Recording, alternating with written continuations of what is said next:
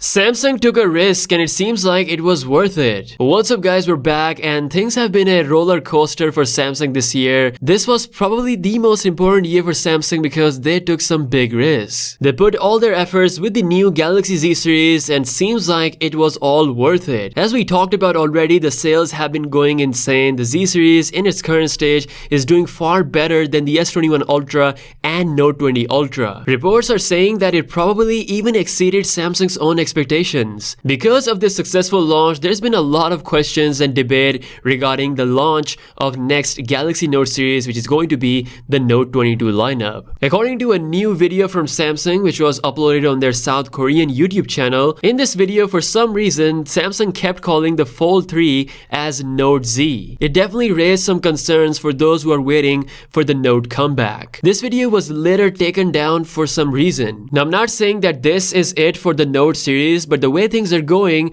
it makes sense for Samsung to keep expanding on the Fold series, especially when it comes to the business. Keep in mind that the majority of sales are for the Galaxy Z Flip 3, and next year, Samsung is likely to introduce the S Pen for the Z Flip 4, and since the Flips have always used the main camera sensor from the S series, it is very possible that it could rock the same 50 megapixel RGBW sensor of the Galaxy S22, along with that possibly AMD Exynos or Snapdragon 898 chip. So considering all flagship phones getting the S Pen support next year, what does it mean for the Note series? Whatever Samsung decides, I think they need to make a public statement so that people are not waiting on a false hope. Let me know what you think about all of this in the comment section below. Now next year, Samsung could introduce a slidable screen phone that actually looks a lot like a Note phone in their official patents. With integrated S Pen, I think it could potentially be the next phone to continue the Note's legacy. Also in the news, we may have the official launch date for the Galaxy S21 FE. According to the leaks, the S21 FE might get officially launched on September 8th. We already know about the features and the design. The only thing that I'm concerned about is the pricing. Hopefully, Samsung can shock the world. Imagine if they bring the S21 FE at $600.